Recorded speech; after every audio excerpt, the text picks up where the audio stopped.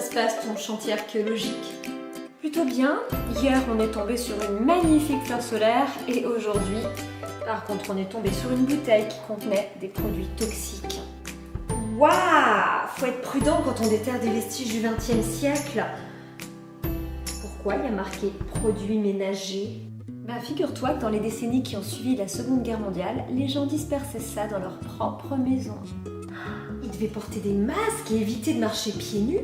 Dans le temps, les gens mettaient quelque chose qui s'appelait des pantoufles et ils ne supportaient pas d'avoir la moindre chose sous leur plante des pieds.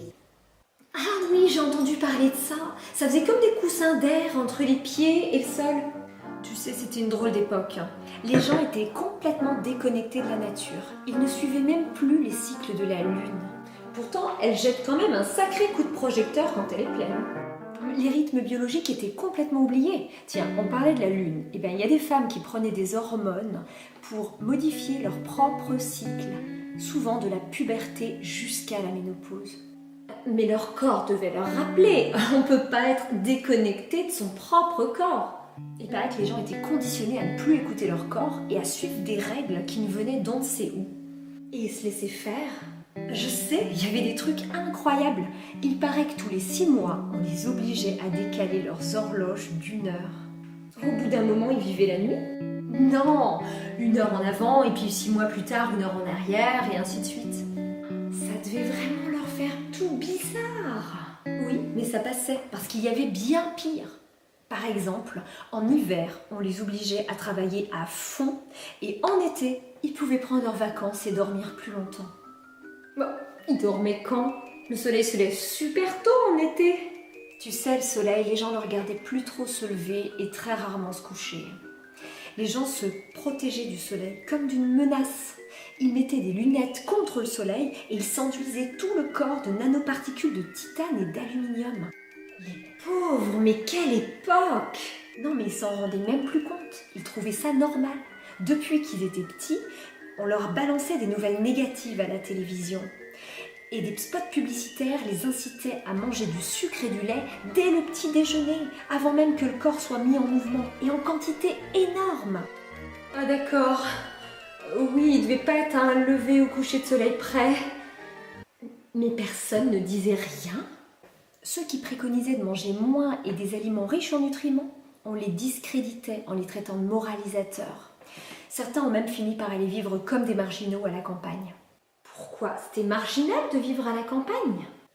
Ah oui, à l'époque c'était vécu comme un bannissement, parce que tout le monde vivait dans des villes parfois gigantesques. Ah oui, j'ai déjà vu des images. C'était comme des énormes prisons en béton. On devait leur interdire de sortir des villes. Ils ne devaient même pas savoir qu'il existait des montagnes, des forêts, des animaux. La forêt, les animaux, il y a plein de gens qui en avaient même peur. Oui, la peur. C'est comme ça qu'on devait empêcher les gens de sortir des villes. On devait leur faire croire qu'à l'extérieur c'était dangereux. Et pourtant dans les villes, il y a plein de choses que les gens auraient dû fuir. Air pollué, bruit constant. La nuit, il y avait tellement de lumière que les gens ne voyaient même plus les étoiles. Ça perturbait leur cycle de sommeil. Je te parle même pas des ondes électromagnétiques. Mais là, on touche aux besoins primaires et vitaux. Mais les gens auraient dû quitter les villes. C'était logique. On devait leur faire quelque chose au cerveau. Mais même leur intuition était réduite. On donnait du fluor aux enfants et on en mettait même dans l'eau qui coulait du robinet. Mais le fluor, c'est toxique. Ça s'attaque à la glande pinéale. Ah bon, on faisait croire aux gens que c'était pour leur bien. Et on les habituait dès la naissance à malmener leur corps. Par exemple, il y a une époque où on a donné un cocktail de 11 vaccins à des bébés par injection pour des maladies qui, pour la plupart, n'étaient même pas présentes dans leur milieu de vie. Et personne ne disait rien, pas même les mamans. Il semblerait que la plupart pensaient bien faire. Et puis pour les autres, le gouvernement avait rendu ces vaccins obligatoires.